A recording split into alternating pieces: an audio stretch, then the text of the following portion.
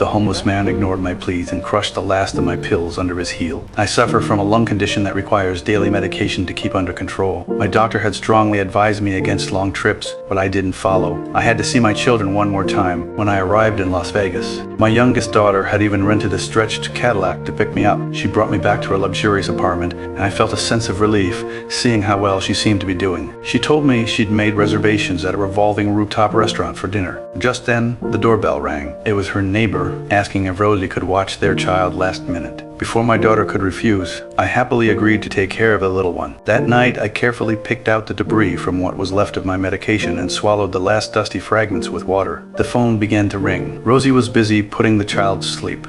It's me. Look, I need the apartment back sooner than I thought. So call me.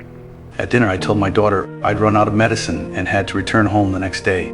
I knew she probably had her own struggles. She wasn't ready to share. The next morning, I said goodbye to Rosie and handed her a letter before leaving. On this trip, I had prepared a letter for each of my children. I chose to fly back to save time, but my lungs couldn't handle the cabin pressure. By the time the flight attendant noticed something was wrong, I had already collapsed in the restroom. In a daze, I found myself at a family dinner. I asked my children why they had all lied to me. My eldest daughter, Amy, finally confessed. Her husband had cheated on her, and they had been separated for months. The man who saw me off was actually her new boyfriend. My youngest son, Robert, admitted there was no European tour. He hadn't meant to deceive me. I turned to Rosie.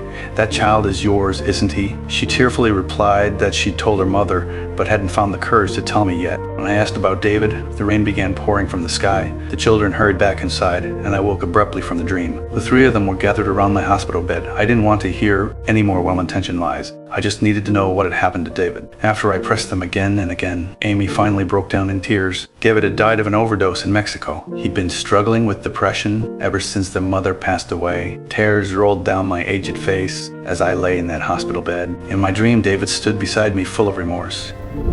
Sorry about how everything's worked out, Dad. And I apologized for expecting too much all those years. It's not your fault, Dad. I woke alone in an empty hospital room, finally accepting that my children were only human. I went to my wife's grave and confessed my past harshness. Then I visited the gallery near David's old apartment. When the clerk learned I was David's father, she hurried to the storage room and brought out his paintings. On the canvas, winding power lines conveyed a son's gratitude for his father's silent sacrifices. She told me David had always been proud of me. Without my high expectations, he wouldn't have become the artist he was. In that moment, I was finally free.